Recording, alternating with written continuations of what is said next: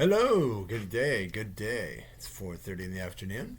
I actually had a pretty easy day. I just went and did soccer, and then we ended up our improv class decided to just take the week off. Yeah, people weren't feeling good, so that's understandable. We already did our shorts on Adam and Anna. So now I'm doing what I was trying to do a couple weeks ago. I was doing a little sort of a mini podcasty thing, just talking about some things, mostly entertainment, but things going on in my life. So later, me and Anna are going to drink wine and watch Madam Web on Netflix. And we will then do a video, also drinking wine, and talking about Madam Web, and then also talking about X-Men 97. So sort of, here's something bad that we're going to talk about, here's something good that we're going to talk about, and kind of combine them as a video. So that should be a lot of fun, guys. So look for that later on tonight. But I thought I'd go ahead and I had some free time. I thought, why not just do a little podcast? Now, last time I tried to do this, I had a thing come up where it's like, you've run out of space on your computer. What? So I'm going to try not to ramble too much, as I often sometimes do. But I thought I'd check in with things I've watched or things I've, looked at and wanted to comment on, things going on. So the first thing I want to comment on is actually exciting news. For some of you who don't know, I do improv and sketch comedy. And for the last couple of years, I have the Applaud Me Daddy thing I do on every other Saturdays. We've been working with the group since 2022. And, we started off kind of like classes, and then we kind of have become a group and perform and stuff like that. But I've been looking to try to start classes for like months, in terms of like just trying to do it in Seattle and like just not getting any bites, like maybe one or two people here and there that were like, but there's no real like major commitment to it. So I just kept being like, well, I'll push it back. Or I'll try meet up. And then that didn't really click. I'm also like, much like I am when I'm talking, I ramble sometimes. So sometimes it's like, here's an entire paragraph of the, of the way we're going to break this thing down. Try to wrap it up a little more. But anyway, I joined some community pages on Facebook. I joined a Seattle one before, but I also joined one more near my area because we live up in Mount Lake Terrace, which is just a little bit north of Seattle. So I joined that community, and I joined the Linwood community because we're near Linwood, like 20 minutes away, basically. More, maybe even less than that. So I just joined that, and I just said, you know what? This is what I should have done in the first place. Is like, is anyone interested in taking improv classes? Because I'm like, I keep going with like, I'm just going to run these classes, but I'm like, in Seattle, there's a lot of other groups, more well-established groups who have marketing teams and are 501c3s that can actually, get people interested in their classes. But I'm just, I'm Turbo Turkey, and, we've been around for a while, but, it's basically me leading the things. So, it's a start. But so anyway, I just said, is anyone interested in these things, and can anyone recommend a place to run classes up here? And I got several suggestions. Some were pretty good. Some were like, oh, okay, that's gonna be too expensive to rent. Or I think one was a bar that he said, oh, go ahead and you can text or call me. I texted him and I never heard from him. So I'm like, okay, maybe that's something down the line. It felt more like a performance area than really a class area. But so then I actually got to talk to the Edmonds Park and Rec department. And we've had a couple emails and stuff like that. They have you fill out some paperwork. And so now, as of September, once it's all finalized, like I'm not announcing it too soon, but like basically they're interested because they've never done improv classes through the Parks and Rec department. But basically they just get a percentage of the class and all that. And I get, I think it's like a 60-40 split. But basically, I'll be running like a 6-week class starting in September. So they're going to put it in their fall program, which lets people know in the community, which goes out to like thousands of people, about things. So that is very exciting news for me, because I will get paid. In addition to that, I'll get paid for doing the classes, which is, as a talented person with a degree in theater, it's nice to get paid for your talents. But also it'll be fun for me because I love being able to share improv. But the goal is to do more classes, maybe do some with kids as well. Like, because I've worked a lot with kids through substitute teaching and then through the soccer job. But we haven't, and sketch comedy, of course, I've done that. But like, so yeah, I would like to do maybe a kids class or maybe a kids acting class too. That would be fun. The sky's the limit, in terms of that. But obviously, hopefully we get people that are interested in sign up. But it's exciting. It was like a weight was lifted because I was just like frustrated as hell for months. It was like, why is no one signing up in this class? All I want to do is teach. But I wasn't going about it the right way. So now, knock on wood, everything will pan out, and I'll have classes starting, and then that will hopefully be an ongoing thing, and I'll be able to build sort of an education program out here. So that is exciting. So that is more personal, exciting news. So let's talk about some other things that are going on in the world, or things I've been watching. Let's talk about the criticism thing. It feels, and this goes with movies, this goes with like pro wrestling, politics somewhat too. The inability to take criticism. It is a big problem because it used to be like, let's say with political things, you'd have Democrats, Republicans, whatever the case, or in between somewhat. You'd debate about stuff like, like, oh, I don't like the way that they're using the budget for this and they're not doing enough to fix the roads or money to the schools, and you'd have these arguments.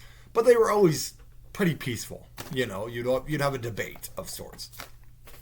You'd say, well, this is what I think, and this is what I, and it was just, you just debated, and it was fine, and you could still really be friendly with each other, and it's like, oh, you think this way, I think that way, but hey, we get along really great, and we have a lot in common, and otherwise, and it was fine, and it was great, and everything was cool.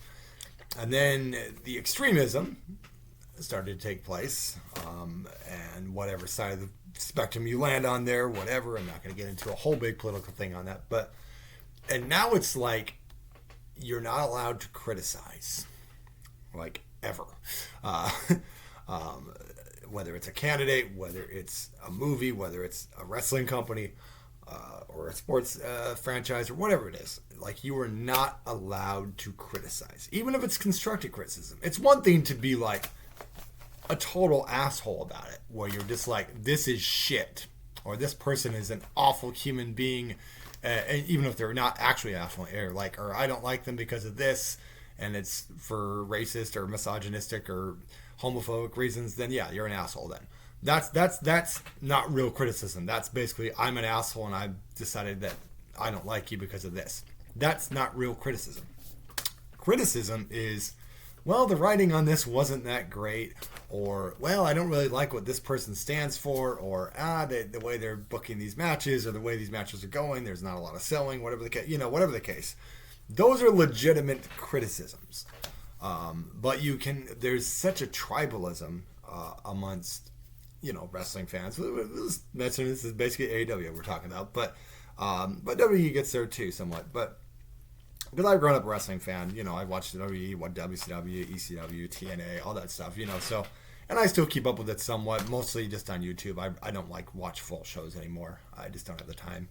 But, I'll keep up on it. I play a wrestling game called Journey Wrestling where I'll just read book matches and stuff. And it's fun, but it's not that big a deal.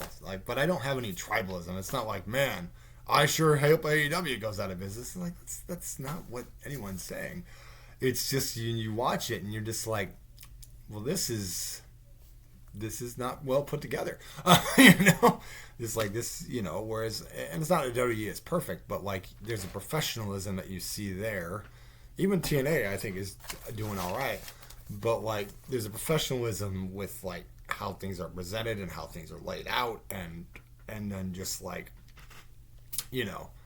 and psychology, selling, things like that. The AEW just doesn't, they have some good matches, they're bangers, as they call them, like I said, I think Will Ospreay's really good. I think Swerve Strickland's good. And various other, Bryan Danielson's always great, but but then you have the Bucks just taking up TV time and not being interesting. They can't cut a promo to save their life. They're annoying. They have very punchable faces, and then you add Jack Perry to it, and that's a whole big thing there.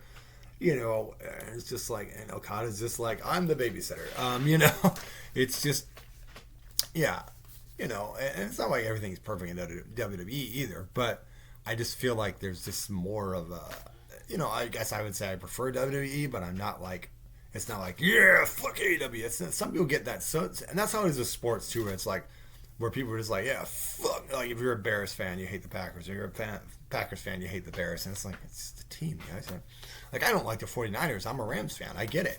But, like, people take it too far, where they're, like, giving death threats and shit, you know, to wrestlers and, like, and their families and shit. And it's like, what the fuck, guys? It's just like, or, like, you know, like the recent thing with Samantha Irvin, like complimenting Jim Cornette, and then people just like, you know, attacked her on fucking Twitter or X, and it's like, what the fuck is wrong with you people?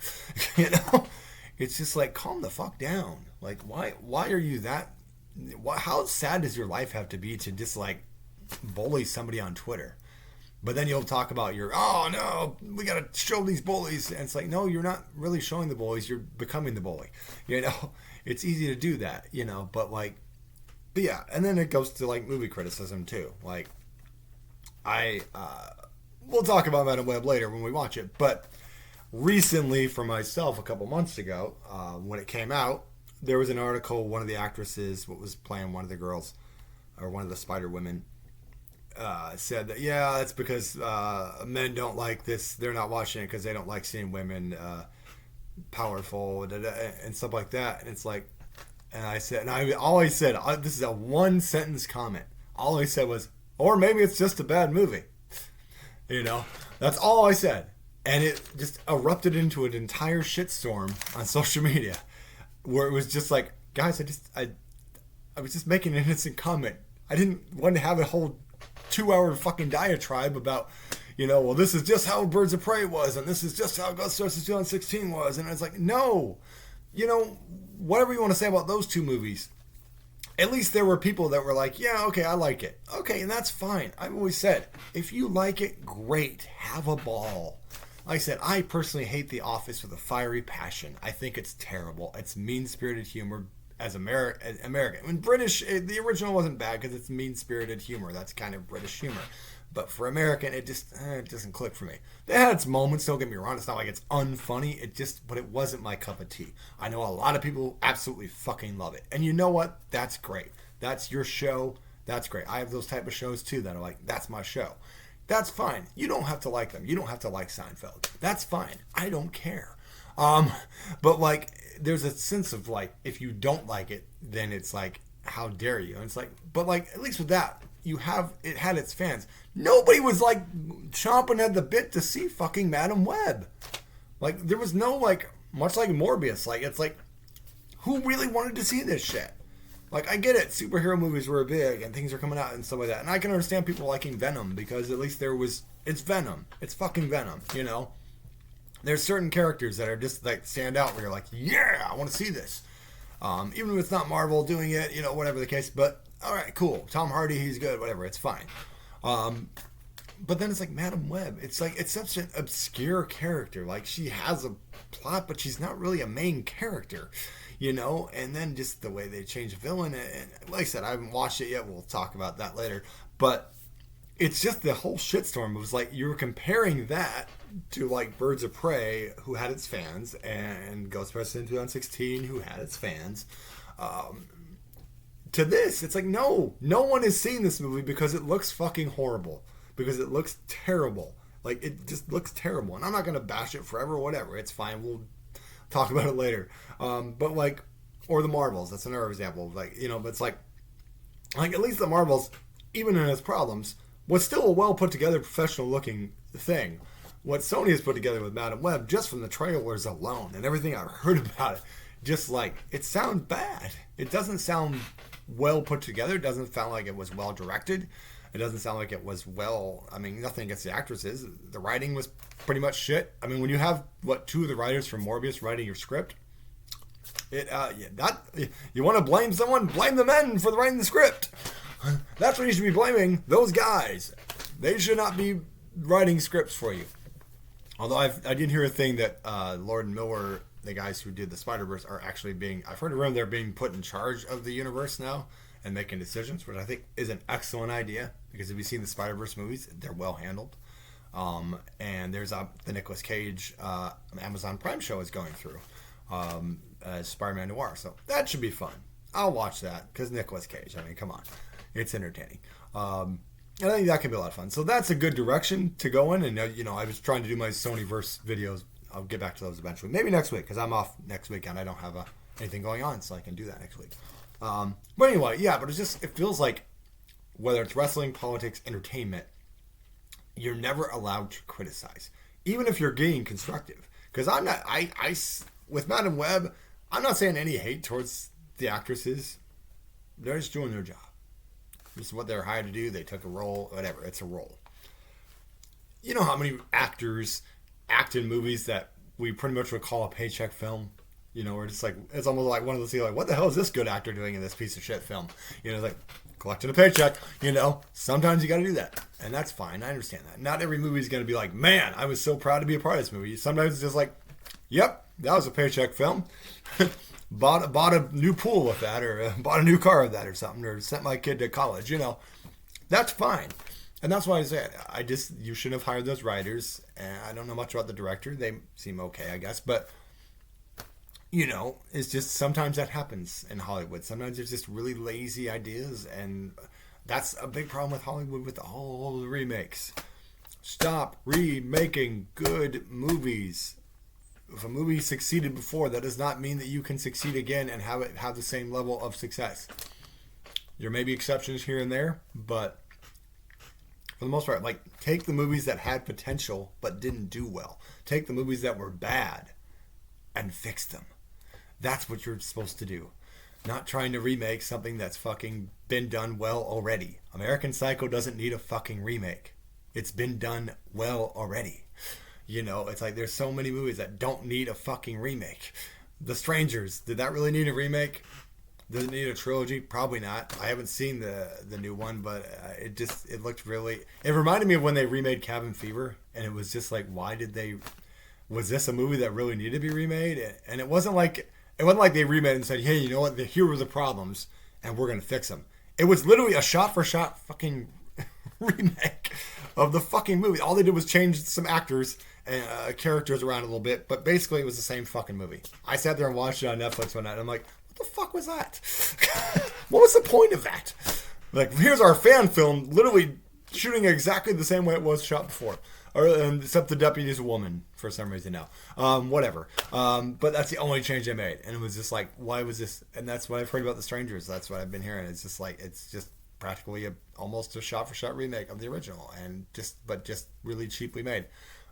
Maybe it'll turn out good. I don't know. I've never been that big of on that movie. The first one was okay. The second one had some entertaining bits to it, but it's just kind of like there's dumb decisions that are made where it's just like, I know it's a movie and that's how it's got to go, but like, why wouldn't you, if you had the shotgun, these people have already killed just fucking shoot them.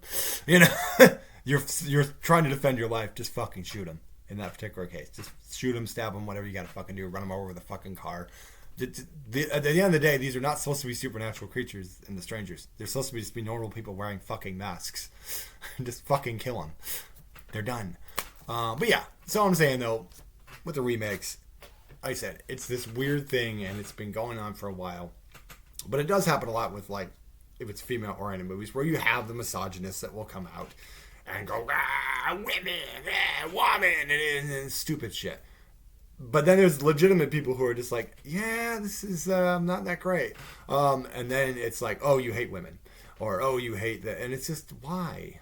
It just becomes, you get ingrained, and like people who are just literally trying to innocently comment or give constructive criticism are roped in with the like haters, as they like to call it. And it's just like, guys, it's like, me, I'm not trying to, especially to go back to wrestling, I don't want anyone to go out of business. I want the wrestlers to have a place to work and make money and feed their families and have a good time entertaining. But the show could be better. The show could be a lot better, and it could be more focused on people who are actually stars that will actually draw money, because that's what wrestling is about. It's about entertainment and drawing money.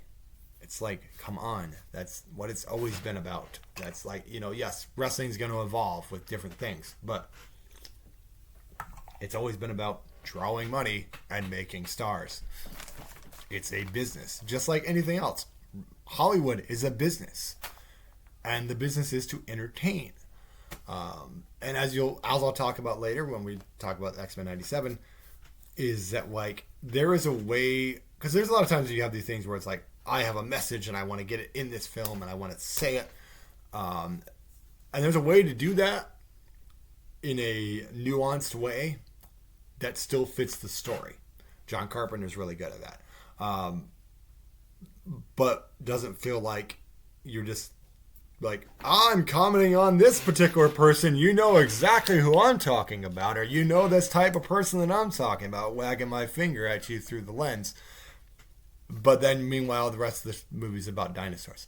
Where it just doesn't fit. And you're just like, why is this here? Or like, why is this episode here when the rest of the show has nothing to do with this? Perfect example. I've watched the first 2 seasons of Resident Alien. The 3rd season hasn't come to Netflix yet. And I enjoy the show overall. Alan Tudyk is great. The rest of the cast is solid. But there's one episode in there, I think it's the 1st season. It might be the 2nd season. But I think it's the 1st season, where all the female characters get together and it turns into this whole discussion about the wage gap, how like men get paid more than women and things like that. That is a true thing in certain circumstances, but there is also it didn't fit the character's point of view, because the whole argument was that the deputy was not getting paid as much as the sheriff, and it's just like, okay, writer. Let me explain something to you. You see, the sheriff is in charge, and they're on the highest level. The deputy is below the sheriff, so they're on a lower level, which means they would not get paid the same as the sheriff. Otherwise, they would also be the sheriff. Now, if they were co-sheriffs and they were not getting paid, then you have an argument.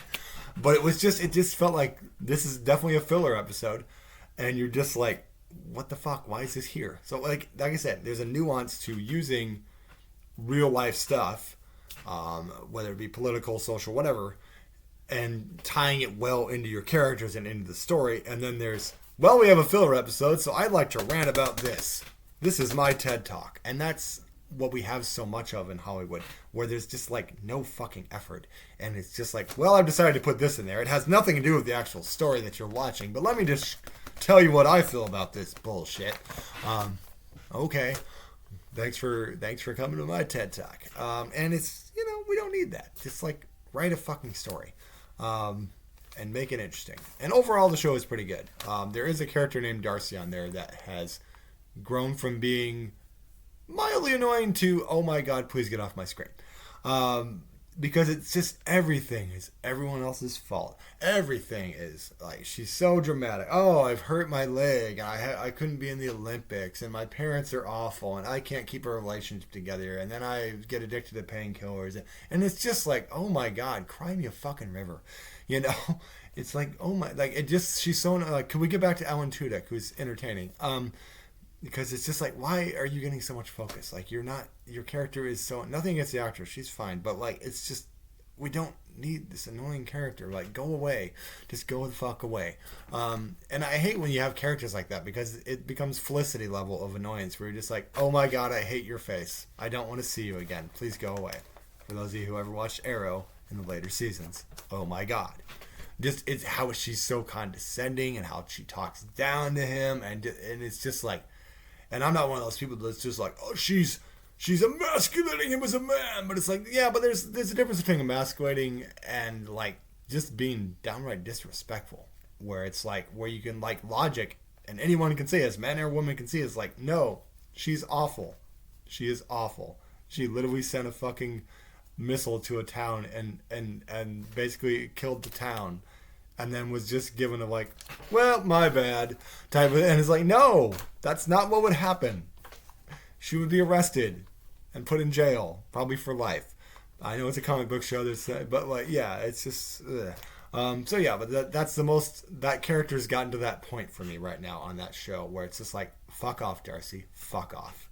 Because I'm just so sick and tired of her fucking whining. It's like, oh my god. It was like a thing with like, oh yeah, and there's another episode where like they're trying to build a resort in their town to try to draw more tourism, and she just keeps interrupting the mayor, just like, how about now, how about now, how about now, how about now, how about now, and I'm just like, oh my god, throw her out of the fucking meeting. She's acting like a 3-year-old little child, and it's like, oh my god, like who is writing this character? Because good god, I feel bad for the actress, because it's like this character is so annoying, like to the point of like I don't want to watch this person on my screen. Like just kill her off or something. Like let the aliens kidnap her or something. You know, because everything else on the show is pretty good. The rest of the characters are pretty solid. I like them. They're fine. But like, and I liked her at first, but now it's just gotten to the levels of like, please just go away. I'm sick of seeing your face. And nothing is, like I said, that has nothing to do with the actress. It's how the character is being written. A lot of this comes down to writing. And as someone who's written a few plays, nothing super published or anything, but like they've been performed, you know, and as someone who writes regularly for sketch comedy and things like that, like, and stories and comic books, it's like, I kind of know a little bit about writing and when it makes sense and when it doesn't. And like, believe me, there's times I'll look over my writing and I'm like, oh, what the hell? I didn't include that point. I need this point for this point. Point A and point B need to make sense. So anyway, I'll get off on that rant, but you know, the overall thing is that like we need to be able to give constructive criticism. Like I said, that's constructive, not like hateful. Whether it's wrestling, whether it's politics, we just have to be able to say, I don't think this is gonna work. You know, I think you need to do this or do this for this to work. You know, that's all it is. We all have opinions, we understand that, but like there's, and if you, like I said before, if you absolutely love Madam Web, great. I'm glad you enjoyed it. I'm glad you had a good time. Especially with movies, you should be able to enjoy whatever the hell you want. I've watched dumb movies before and absolutely loved them. There's a movie called Beastmaster that I grew up with. I watched it with my father. We absolutely loved that movie. I had a friend who said he thought it was horrible. So that's fine. And that's his opinion. And that's fine. That doesn't take away my enjoyment of it. I still love it. And I think it's great. The sequel's not so great. But the first one is great. You know, and even I watched it with Anna, and she thought it was good. But like, you know, I was building up like it was a Lord of the Rings type epic, and you know, I understand that's not her experience, and that's fine. So anyway, but yeah, whether it may be, and same thing with AEW. If you absolutely love AEW and you love everything they're doing, and there's nothing wrong with anything, and everything is great, as Tony Khan would say, great. I'm glad you're enjoying it. If you watch TNA, I'm glad you enjoy it. If you watch WWE, enjoy it. Great. That's fine. People need to be able to enjoy things and not constantly be like told you're a hater if you don't like the same thing they like. So stop freaking doing that. Okay. Ending rant. Whew. All right. We've wasted 27 minutes. All right. So I'm just going to talk about some things I've watched recently. And then I'll wrap things up pretty much. That's kind of how this goes. So what am I got there? I talked about that. Oh, Talk to Me. I finally saw Talk to Me, guys. It was a movie that was out last year, a horror movie. Actually Australian. It was made in Australia. Has I think pretty much all Australian cast. Great movie, guys. Like if you haven't seen it, it's definitely, I believe it's on Amazon. Is it on Amazon? I think it's on Amazon. Or I think I watched it through Shudder or something. I forget where I watched it. I watched it somewhere on some streaming thing. Anyway, it was a couple weeks ago. But yeah, really good. Like I really liked the story. I liked that it was. I wasn't sure what to think going into it. I didn't know it was going to be a slasher or if it was something more supernatural. But it's really good. I don't want to give anything away for anyone who hasn't seen it. But I think the actors do a good job. It's got some really creepy atmosphere and some really creepy scenes. So yeah, it's a really good movie. I'm glad I finally got to see it because I had heard really good things about it. And so yeah, definitely check out Talk to Me.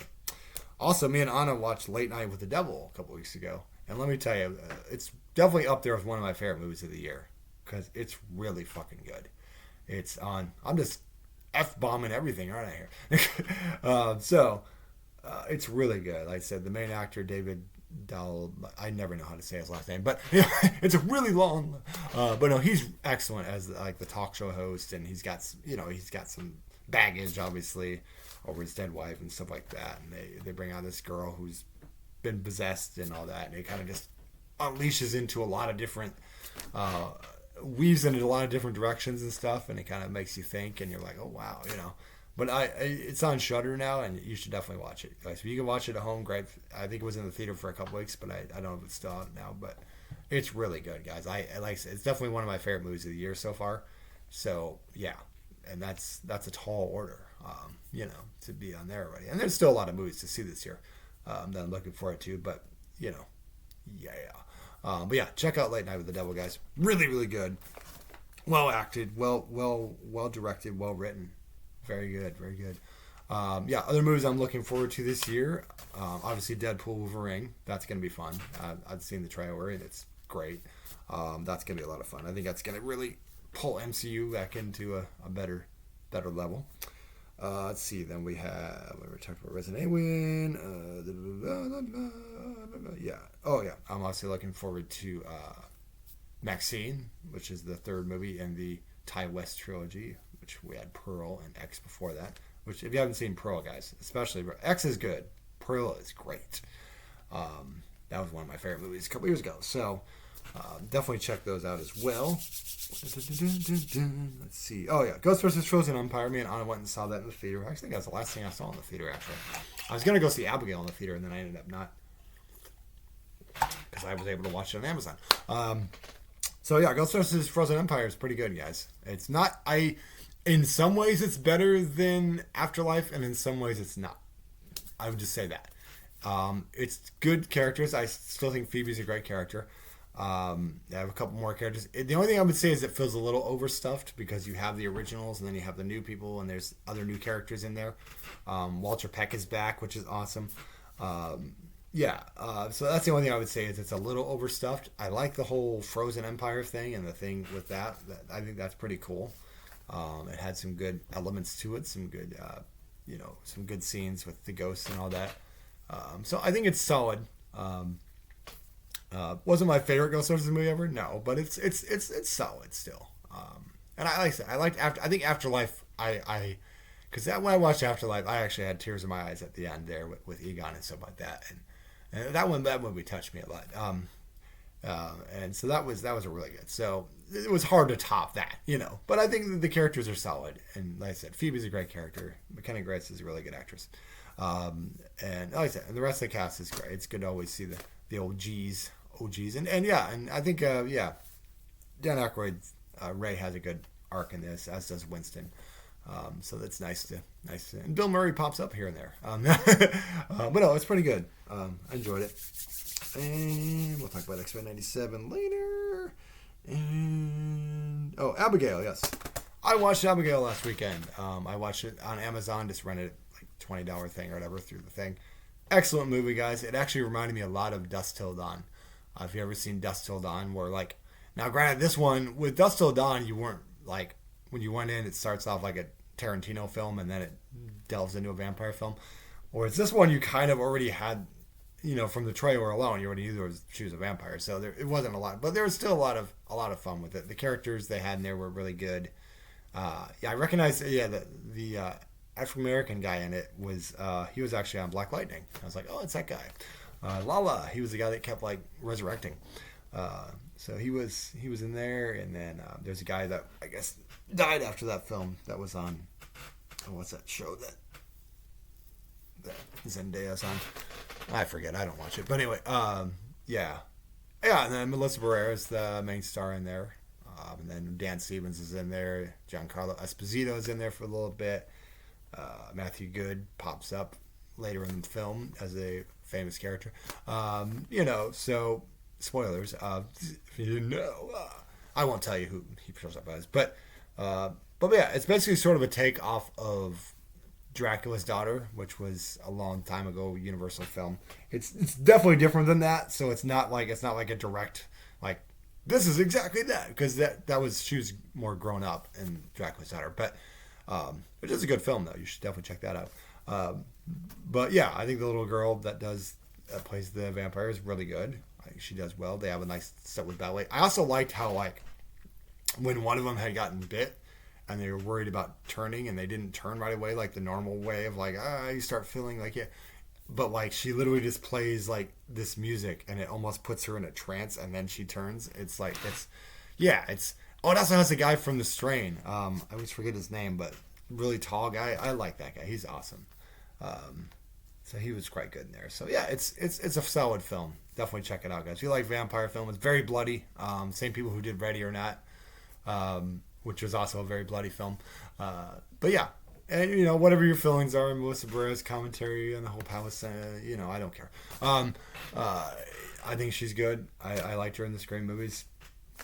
People are gonna have their feelings on that whole thing. I pretty much just stay out of that whole thing. I'm not even gonna really comment on anything. I think that's stuff going out of there over there is just, it's been going on for a long time, and in a lot of ways it's gotten out of control. But it's one of those things where, like I said, to me, as someone who is not Jewish, as someone who is not Israeli, as someone who is not Palestinian, I can empathize with what's going on and empathize with the victims that are being hurt by this, the kids, the hostages. But as far as like, I'm pro this or pro that, I'm staying out of that, because all it leads to is like people calling you, if you don't praise one, you're anti-Semitic. If you don't praise the other, you're this. And I don't even want to.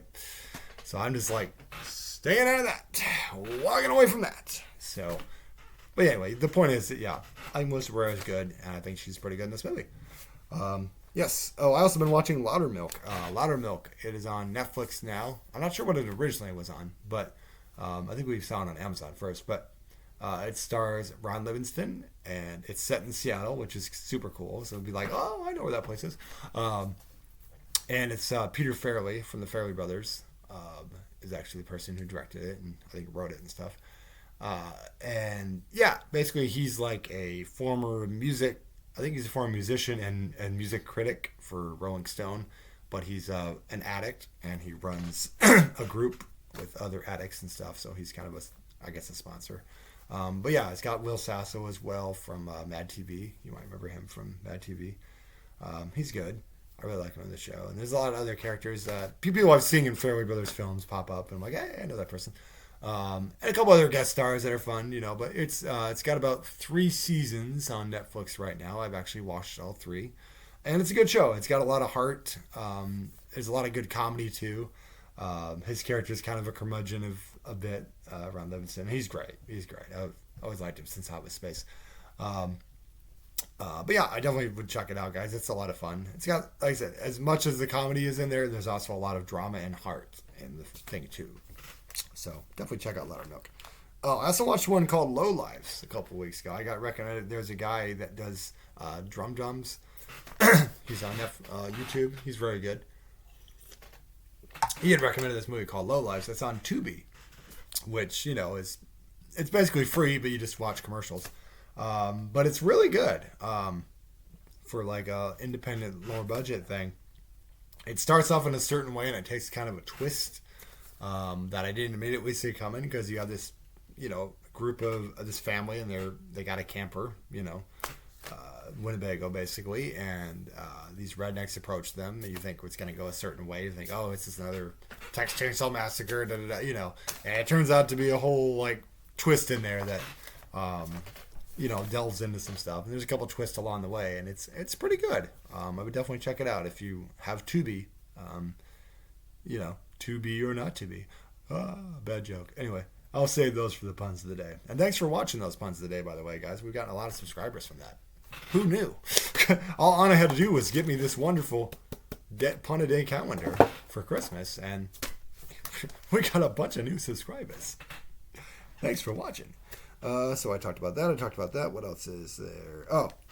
So also, I've been watching a lot of documentaries occasionally on Netflix, usually at like 3 in the morning, because I stay up on Saturday nights, because I have to work on Saturday nights, so I like to get, good rest. Yeah, so I, watching a couple of the, the old true crime stuff. Now I like it. Now a lot of people, when you hear that, you're like, oh, you're watching serial killer stuff. It's not so much that I'm not one of those people that's like, there's people who are obsessed with serial killers, Ryan Murphy. But like, I like hearing the detectives side of things. I like to hear the victims or the survivors, or I like to hear those kind of things in the atmosphere, and so it makes for interesting documentaries, I think. So yeah, I don't fanboy over fucking serial killers. I'm just cursing today, man. I'm cursing. Yeah, I don't fanboy over them, because they're sick people, and they hurt people, and I don't think they should be exploiting those poor people. I've always been against them making movies about actual people. You want to base it on someone like they did with Psycho or Texas Chainsaw, okay, that's fine. But like when you directly do it, like Dahmer, like we need that? No, we didn't.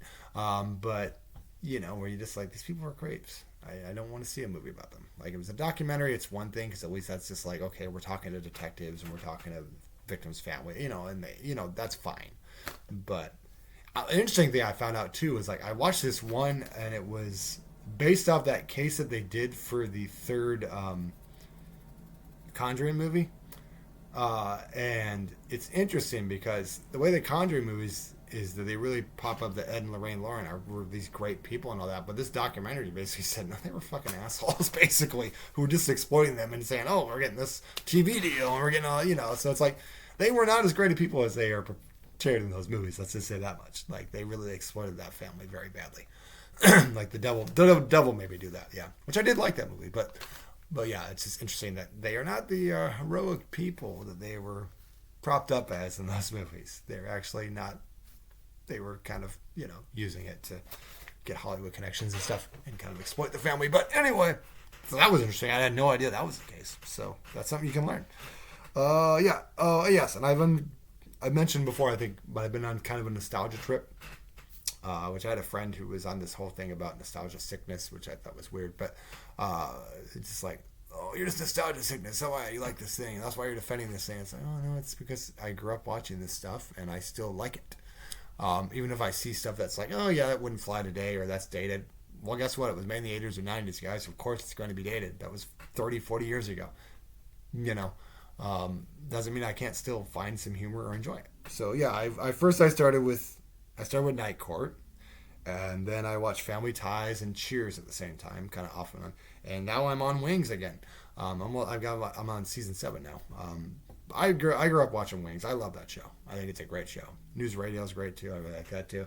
But yeah, it's fun to watch those shows because I grew up with them, and I don't consider it a sickness. Like, I'm not like, but it's just like, it's entertainment because there's not as many shows, especially sitcoms these days, where you're just like, where you actually are like, yes, I love these characters. I can't, where it's well written. It's like, there's a few here and there. Community was good, but yeah, so it's like some of the time there is a nostalgia-ness to it, but I don't think it's a sickness. That seems like a weird choice, but yeah. Anyway, whatever. But yeah, so that's what I usually do. I end up watching some kind of sitcom. I'm actually working on doing a long-form show that's called Sitcom Madness in August. That will be kind of using some of those kind of tropes from the sitcom of like the disappearing characters, the girlfriend who suddenly disappears and you never see her again, or the parent that comes to visit and then they're not even at the wedding when the people get married. Where the hell are they? We couldn't get that actor back, unfortunately. So yeah. And also the other thing I've been watching, guys, Bar Rescue. I'm hooked on that show so bad. John Taffer is my hero. Like, I literally have memorized the intro, so it's ridiculous. But it's like nobody knows more about bar science than John Taffer. And he's it's entertaining to watch that show. Like, I'll even be at Walmart and I'll just be like, I'd fire his ass. I'd fire his ass. These people screwed up and fire his ass. I'll start acting like I'm John Taffer. It's weird. But yeah, no, it's a fun show. It's one of the, usually reality shows I'm not really a big fan of. I was never into Survivor or any of that stuff because it's just like, what is this shit? But like, at least with Bar Rescue or like Kitchen Nightmares, I feel like at least it's good entertainment. At least there's something that's happening. Like, there's a purpose to it. Like, hey, I'm going to come here and rescue this bar and try to turn it around. And it's interesting to watch because sometimes you'll be like, yeah, you're rooting for them. Like, all right, awesome, this is more. And then you'll get an update like, well, they changed the name back and completely ignored all the things. I'm like, you moron. Like, it's funny. Like, that's how it would be. Like, I used to watch Intervention, and like, very sad and tragic stuff to watch. But like, there'd be times where like I'd be really like, oh, I think that they're gonna go rehab and they're gonna do good. And other times it's like, no, go to fucking rehab. Why are you not going to rehab and getting that help? They tried so hard. I'm shaking the camera here. Sorry. Anyway, so yeah, Bar Rescue's fun. I enjoy that very much. So I think I've covered just about everything on my list there, guys. So of things I've watched and things going on. I don't think there's anything else to talk about at this moment. And it's been 45 minutes, so I think we've done quite enough here. So yeah, like I said, me and Anna will be watching Madam Web, and we will also do a video on that and talk about X-Men 97 and how awesome it is. So we'll see you later tonight, guys. Hope you enjoyed this video. Like and subscribe, and keep watching the puns of the day. Thanks, guys.